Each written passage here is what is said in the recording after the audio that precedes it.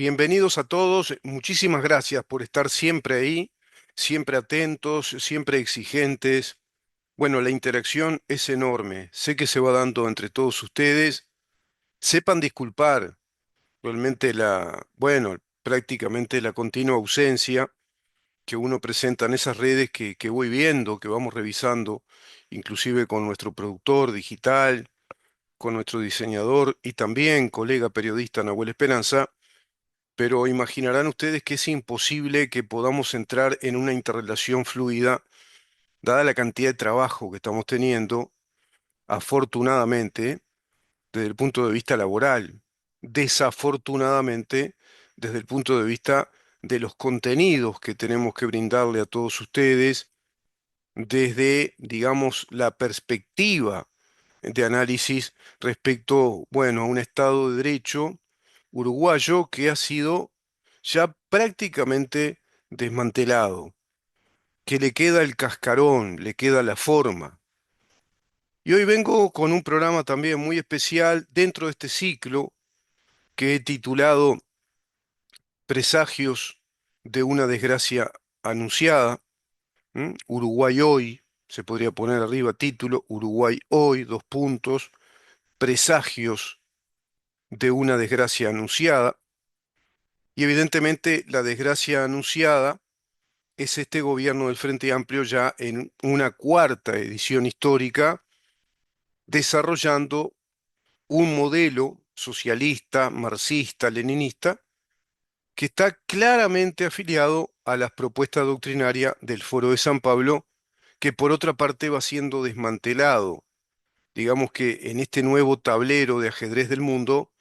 en el cual las piezas van corriendo a velocidades vertiginosas y conjugadas que conciben 5, 6, 7 movimientos del enemigo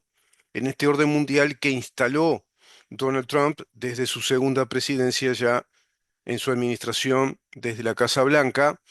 planteando que el mundo, que se supone que es el mundo libre, nuestra civilización, con nuestras naturalezas de estados nacionales como estados con soberanía nacional, con independencia, pero sí con una interdependencia o interrelación que tiene que ser profunda entre todas ellas, digamos, cuidando ese modelo de libertades, y ese es el modelo internacional que es, bueno, ya se ha planteado desde aquel Tratado de Westfalia, pero que ha continuado en el curso del tiempo y ha fracasado en gran medida porque ha atravesado periodos muy críticos, muy trágicos, como aquella Primera Guerra Mundial, aquel periodo de entreguerras en el siglo XX, Segunda Guerra Mundial, luego un largo periodo de Guerra Fría, que ha ocasionado muchísimos gastos, zozobra e inestabilidad en las estructuras gubernamentales, administrativas e inclusive de proyección en cuanto a los modelos políticos y económicos de desarrollo para nuestras naciones sobre los pilares de la libertad o las libertades individuales, basado todo ello en el Estado de Derecho, es decir, el Estado de la igualdad de la ley, el Estado en el cual somos todos iguales ante la ley que nos protege en nuestras libertades y nos da garantías respecto a nuestros derechos como derechos consagrados constitucionalmente a modo de reconocimiento de derechos que son subjetivos, que es el primer orden o nivel de los derechos. Ese es el mundo que está, bueno, defendiendo, intentando restaurar, que lo va logrando en cierta manera, pero desde un ámbito geopolítico, geoestratégico, y no tanto, digamos, en un proceso en la interna social, por ejemplo, de los Estados Unidos, que evidentemente estará experimentando las repercusiones. Claro que sí, hay movimientos que ya provienen desde prácticamente comienzo del siglo XXI, con la alt-right, y a su vez también la llamada nueva derecha, las nuevas derechas en nuestro continente, también en Europa, que han despertado a esa propuesta de unificar a todos nuestros países, digamos, en un proyecto de sociedades soberanas, organizadas como estados de derecho, como democracias republicanas, como democracias abiertas y representativas, que reconozcan nuestras libertades y que garanticen esas libertades, que son nada más y nada menos que nuestros derechos individuales, como el primer gran elenco de esos derechos que dan fundamento precisamente a toda la organización social a nivel normativo, que en definitiva es a nivel de la autoridad, a nivel del monopolio de la fuerza del Estado, a nivel político, como modelo político. Y del otro lado tenés el modelo socialista, el modelo totalitario de un Estado corporativo que concentra el poder en el poder ejecutivo y en definitiva lo concentra en una clase de profesionales de esa ideología, porque el Estado se convierte en una unidad poderosa, digamos, de organización de una ideología que pasa a ser ese nuevo príncipe todopoderoso en lo terrenal que organiza y controla la vida de las personas porque evidentemente les quita las libertades individuales, le quita la igualdad de la ley, les quita el control de los poderes, le quita el sufragio, el libre pensamiento, la libre expresión, la libertad de partidos, los poderes que se controlen entre sí y le quita la propiedad privada. Hablo del proyecto comunista, en definitiva, como el del Partido Comunista Chino, como esa autocracia de oligarcas del FSB que cogobiernan con Vladimir Putin, restaurando de alguna manera una versión renovada de la Unión Soviética y por otra parte una teocracia también brutalmente totalitaria, como lo es Irán, y todas las organizaciones islámicas que pretenden construir un gran Estado islámico, musulmán, que incluso desconoce a nuestra civilización, desconoce a otras civilizaciones, que pretende borrarlas de la faz de la tierra si acaso no nos convertimos a ese Islam. Contra ese mundo está luchando Donald Trump, Nayib Bukele, los gobiernos de derecha o centro-derecha que han emergido ahora en Centroamérica, por ejemplo, el de Costa Rica, el de Honduras, hasta incluso Panamá. También en Sudamérica, los gobiernos de derecha y centro-derecha, como el de Daniel Noboa en Ecuador, como el gobierno de Bolivia, increíblemente. Ni que hablar el gobierno de Paraguay y el gobierno de Argentina. Argentina a la cabeza, a la vanguardia. El gobierno de Javier Milei está planteando realmente una vanguardia histórica, política, con una enorme cantidad de tragedias en este proceso de cambio profundo de las estructuras institucionales y de la cultura política de los argentinos para ir a ese modelo de un Estado de Derecho cuya República Democrática sea de funcionamiento efectivo y la economía sea efectivamente un modelo de desarrollo para la inmensa mayoría de las personas y que traccione así a todas las clases sociales a un nivel de calidad de vida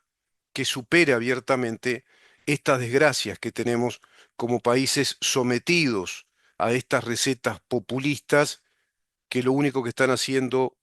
es depredar nuestra economía, depredar nuestras instituciones y quitarnos el futuro, ya no solo a nosotros, sino a los más chicos, a los niños que ya han llegado a nuestros países, a los que vendrán, a los adolescentes, jóvenes. Pero claro, muchos de esos adolescentes y jóvenes están convencidos que este modelo depredador, usurpador de nuestras libertades, de nuestra capacidad de pensar libremente, es el mejor modelo, porque trabajan por la vía del adoctrinamiento tomando al Estado. Así que hoy vengo con un capítulo muy especial y disculpen porque hoy va a ser de lectura de celular y sé que es ingrato para muchísimos, ¿eh? Para muchísimos ver un video, programas y ver que el periodista o el comunicador apela al celular, sé que es una imagen ingrata, pero lo voy a hacer porque quiero dar esto muy ordenadamente, dado que compuse un informe muy completo y extenso sobre una puesta en escena del doctor Jorge Díaz con motivo de una entrevista que le realizan en un programa muy famoso de televisión que repercute mediáticamente en todo el país y crea un ecosistema de opinión jurídico, política, made in Jorge Díaz, que es nada más y nada menos que el artífice de este cambio político del Estado de Derecho uruguayo hacia un Estado ideológico, es el artífice, digamos que en una gran partida de ajedrez histórica, y planteo lo del ajedrez porque es el juego de la guerra, y a su vez el doctor Jorge Díaz es un jugador de ajedrez y un enamorado de ese juego, ha planteado, bueno, distintas jugadas de ajedrez en esa gran partida, a su vez, de ajedrez que es contra nuestro Estado de Derecho de democracia representativa, según está consignado, está escrito y mandatado en nuestra Constitución. Jorge Díaz es el mentor y artífice de la estrategia más poderosa de la revolución comunista que va desarrollando el Frente Amplio, connotado integrante de la UJC en Facultad de Derecho, líder gremial de aquel orden estudiantil que yo, bueno, logré ver porque viví esa época como estudiante de Derecho, lo conocí en Facultad de Derecho a él y a muchos personajes que nos gobiernan, que acá los menciono de manera reiterada, y todos ellos integrantes de la Unión de Juventudes Comunistas, líderes de ese orden estudiantil que ya en mi época ganaba por goleada. Quiere decir que la generación de los sesentones de hoy, los que andan en los 60 y poco de años y un poco más también, hacia los 65, 67, son digamos, desde ese ámbito universitario de las facultades de ciencias sociales, pero también en los ámbitos de otras facultades y en los ámbitos de las clases medias, medias bajas y clases trabajadoras, es un Uruguay ya muy volcado hacia esa izquierda marxista que va jugando en ese tablero de ajedrez ganarle la partida histórica a nuestro Estado de Derecho republicano y democrático pro derechos subjetivos y pro defensa de la propiedad privada. Todo eso de lo que ellos son enemigos. Y si tomás el termómetro electoral o tomás lo electoral como un termómetro de temperatura ideológica, te vas a dar cuenta que desde el año 1971, que es el año en el que se funda el Frente Amplio, a nuestros tiempos, es decir, a nuestra fecha, el Frente Amplio ha ido creciendo, nunca decreció, siempre ha ido en un proceso de crecimiento, por ende el termómetro político ideológico de nuestro país ha ido levantando temperatura hacia las ideas socialistas, comunistas, al cabo de las nuevas generaciones que ya provienen de esas generaciones de las que yo formo parte, de los sesentones del Uruguay. Entonces, imagínate que tienen una partida ya muy ganada, prácticamente con un jaque ahí que está casi a punto de ser un jaque mate. Entonces, compuse esta nota a raíz de lo que el doctor Jorge Díaz manifiesta, digamos que en esa obra teatral que hizo en esa entrevista como un personaje doctoral, flemático, de, digamos, de alto nivel técnico, jurídico, que se dedicó a dar clase prácticamente respecto a la necesidad de la rescisión del contrato que Uruguay hace unilateralmente contra la empresa Cardama, contrato de obra que Uruguay licitó, contrato de obra que Uruguay licitó en el gobierno anterior con la participación de todos los partidos políticos, dado que los integrantes del Frente Amplio, en calidad de senadores y diputados, fueron llamados, fueron, digamos, prácticamente no solo convocados, sino exhortados a que estuvieran en esas rondas de negociación a partir del proceso de licitación de obra pública, sobre todo a partir de que se selecciona la empresa de las tres empresas que quedaron, digamos que en la ronda final de ese proceso largo, administrativo, extenso,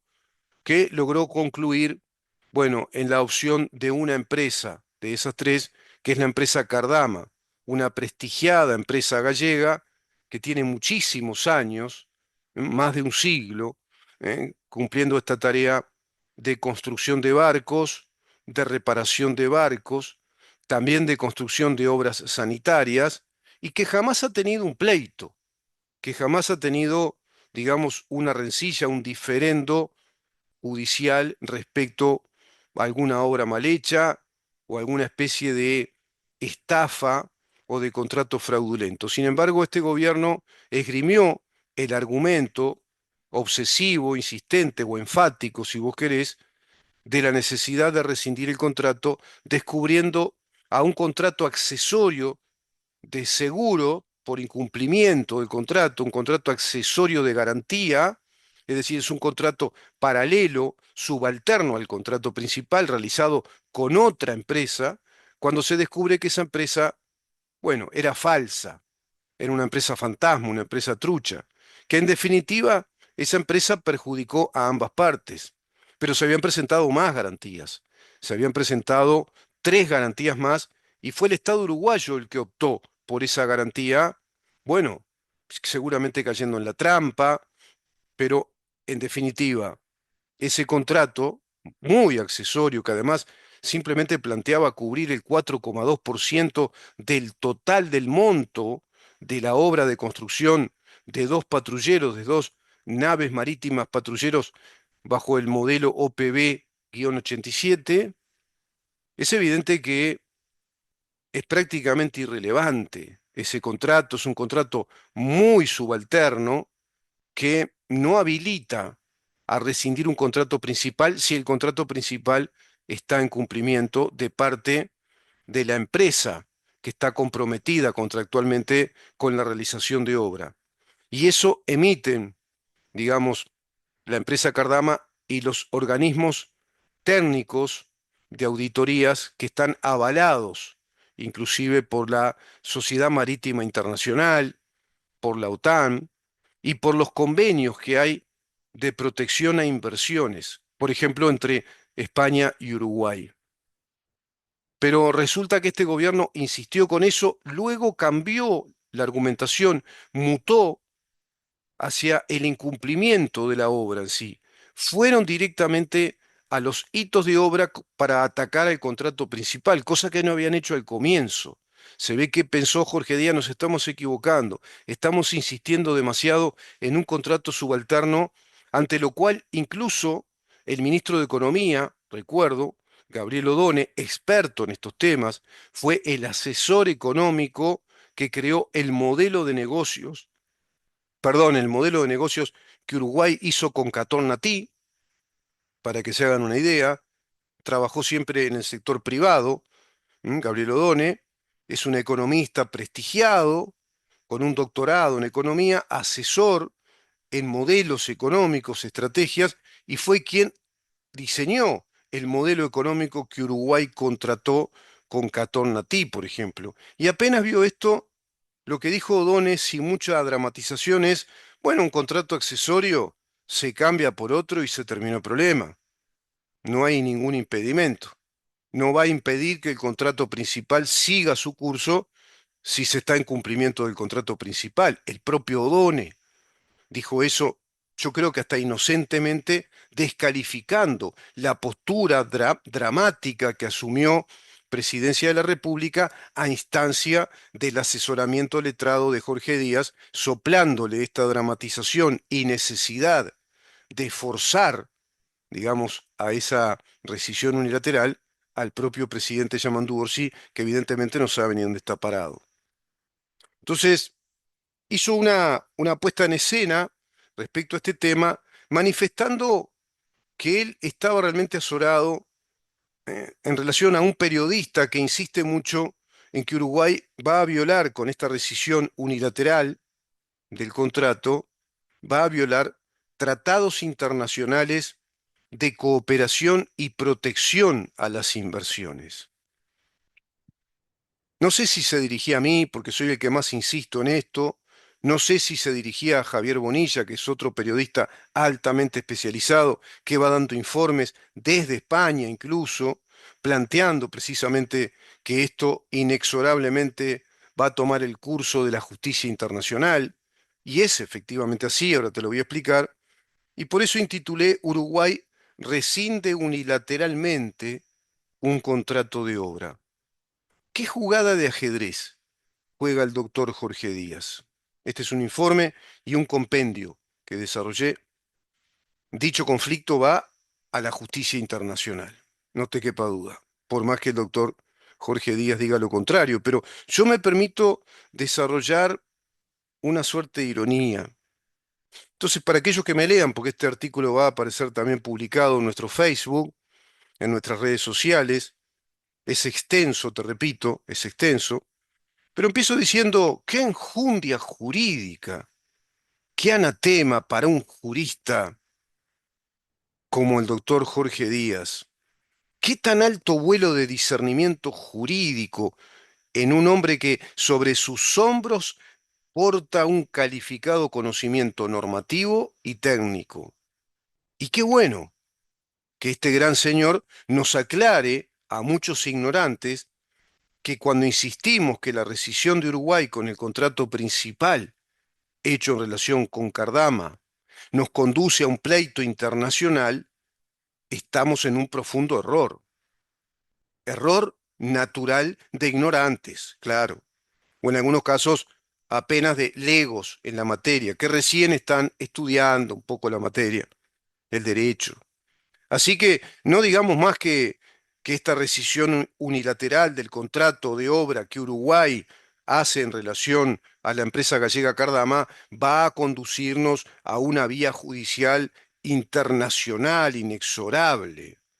No dramaticemos más, por favor. Qué bueno que nos corrija y nos advierta que no digamos más que este tipo de cosas pasan, que no digamos más este tipo de disparates. Y dejemos de plantear malos augurios para nuestro país acerca de un pleito con Cardama, y menos aún que dicha rescisión viola leyes y tratados de inversión que llegarán a comprometer a un nivel jurídicamente vinculante y económicamente muy serio a Uruguay. Pero qué ignorancia la nuestra, qué estulta desfachatez presentarnos ante el poder político de un jurista altamente profesional que sabe lo que está haciendo en beneficio de nuestro país. Y de verdad les digo, qué atrevimiento reprensible, qué atrevimiento reprensible, pero a su vez, qué elegante nobleza y fatal lección nos da con paternal consideración mediante los atributos de tan alta y tan especializada formación académica de parte de un jurista eminente de nuestro país, el doctor Jorge Díaz, y que tan es así que hablamos del creador de la Fiscalía General de la Nación y del nuevo Código del Proceso Penal del Uruguay. Sí, el que destrozó el debido proceso, que construyó la Constitución y manda la Constitución y nuestro Código General del Proceso y el Código Penal y los principios generales del derecho. Sí, estamos hablando de este nivel de jurista. Advirtamos de una vez por todas a quien le increpamos desde nuestra desvergonzada ignorancia, desde nuestro barro de gente común y corriente. ¿Cómo lo hacemos de manera tan irresponsable, con básicos rudimentos del derecho? Al final, si esto sigue así, tendrán que asumir la responsabilidad de Estado de ordenarnos que nos callemos la boca. Y sí, va a ser necesario, que no confundamos más a la opinión pública. Después de todo, es el deber de un estadista, de un mandatario que con tan alta responsabilidad republicana deberá ordenar a los que no saben nada de esto que se callen la boca y no opinen públicamente de temas que no saben porque hacen mucho daño a nuestra población. Pero sin embargo, opta por explicar de modo inequívocamente democrático que Uruguay no será conducido hacia un pleito internacional y que no se tratará de uno más dentro del marco de los 7 juicios internacionales que hoy por hoy están en trámite contra nuestro país. Nos aclara que eso no va a pasar, que tengamos toda la firme seguridad que no se trata de justicia internacional, como dice un periodista por ahí. que no se trata de justicia internacional contra Uruguay en este caso y que no se sumará a esos 7 pleitos que nos permiten calcular eventuales pérdidas por indemnizaciones dictadas por dichas, digamos, justicias, por dichos tribunales de la justicia internacional, que estarían en el orden, por lo que yo calculo, de los 7.500 millones de dólares a la fecha. Hablamos de indemnizaciones a empresas extranjeras, empresas privadas ¿eh? De países de otros países, de parte de sucesivos gobiernos del Frente Amplio que rompieron contratos de obra. Esto significa que Uruguay, bajo gobiernos del Frente Amplio, había hecho contratos de obra y luego los rescindió. Pero, claro, esa precedente historia política de práctica consecutiva de hacer contratos de obra y luego rescindirlos, nada tiene que ver con esta práctica de haber hecho un contrato de obra entre Uruguay y Cardama y luego rescindir el contrato. No, es distinto, viste, esta vez. Esta vez es distinto. No vamos a ir a un pleito internacional porque hayamos hecho un contrato de obra por la vía licitatoria y luego rescindamos unilateralmente el contrato. En las otras veces sí pasó porque eran otras veces, porque era antes. Ahora no va a pasar, según Jorge Díaz, el eminente jurista que nos tranquiliza. Pero claro, qué aberrante, ¿no?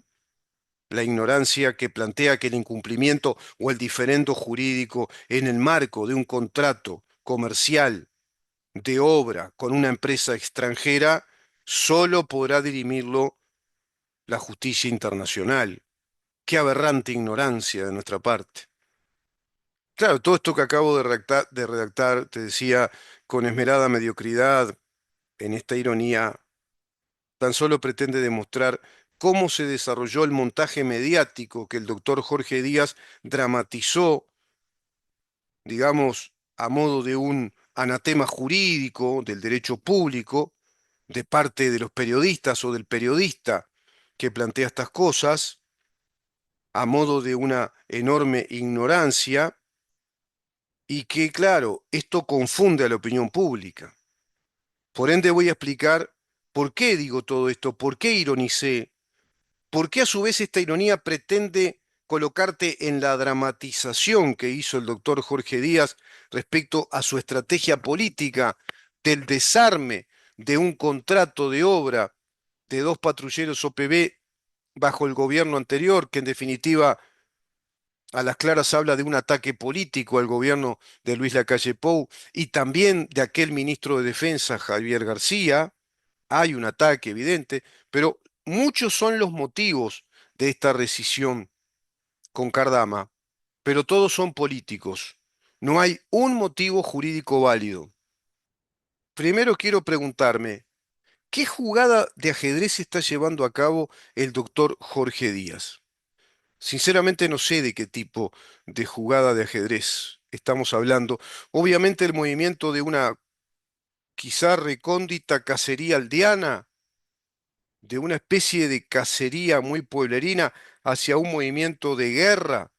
dentro del derecho internacional. Querrá establecer alguna especie de jugada casera que todo se concentre en Uruguay y que no sea dirimido en el ámbito internacional. Pero ¿y cómo? Porque esto está justamente planteándose en el ámbito del derecho internacional, porque es un contrato de obra mediante un proceso de licitación pública que el Estado uruguayo abre a distintas empresas extranjeras y contrata a una empresa gallega, española, para que haga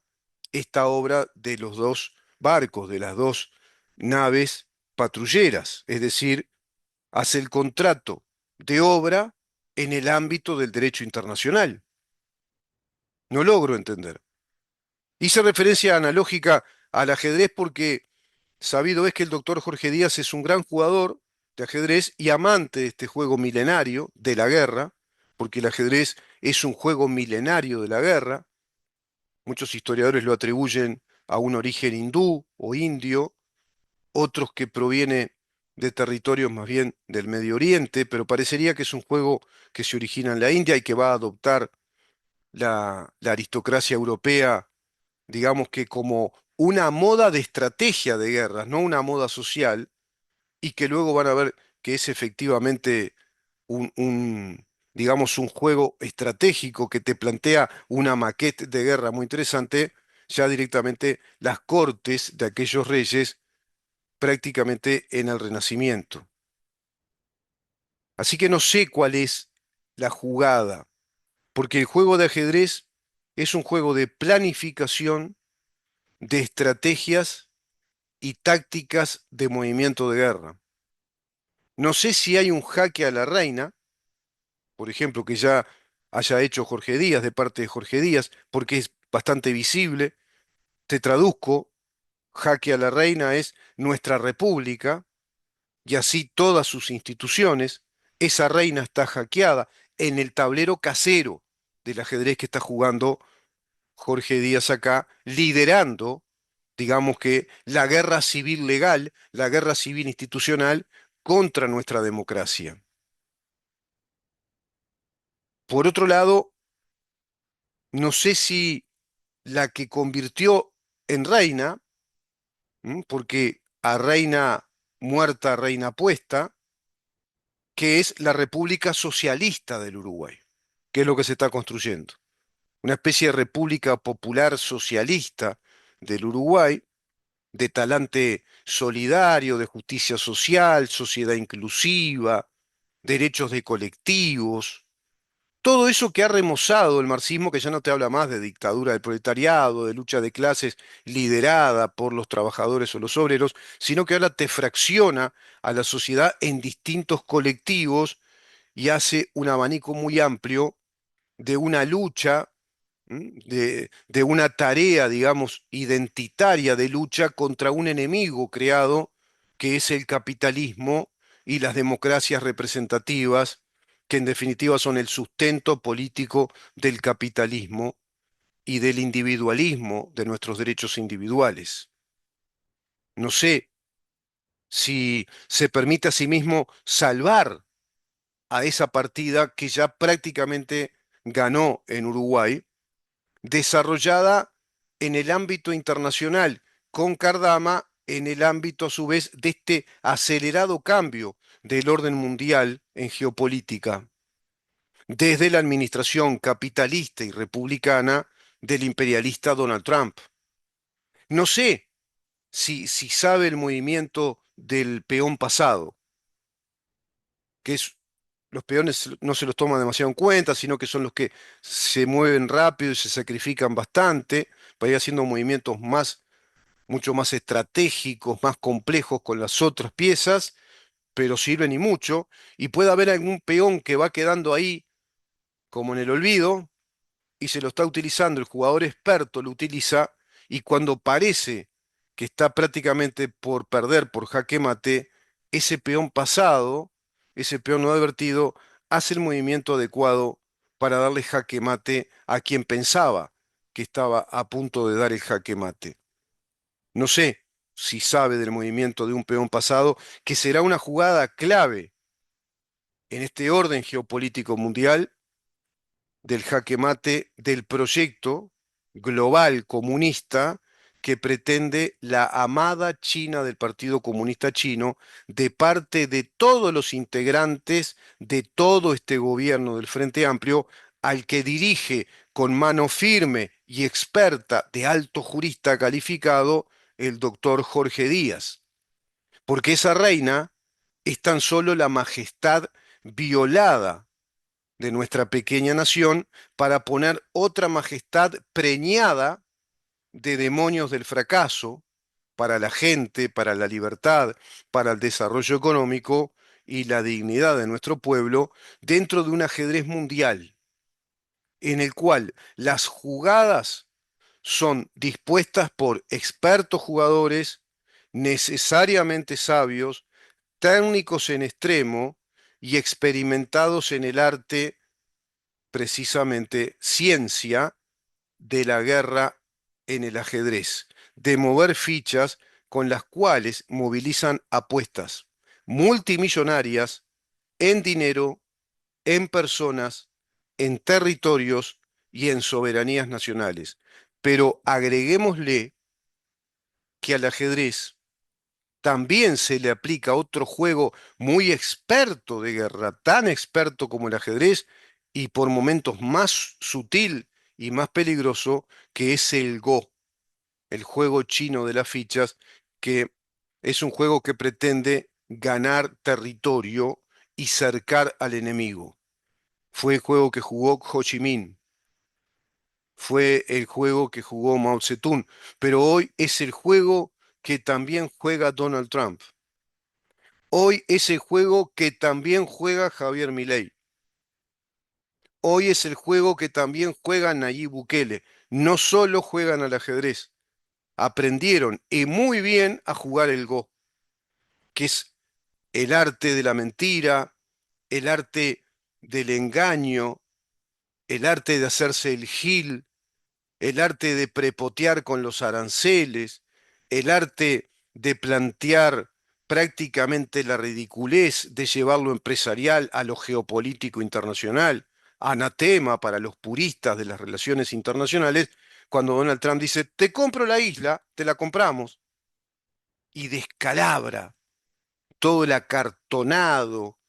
y a su vez corrupto mundo burocrático, europeo, chino, todo a la vez,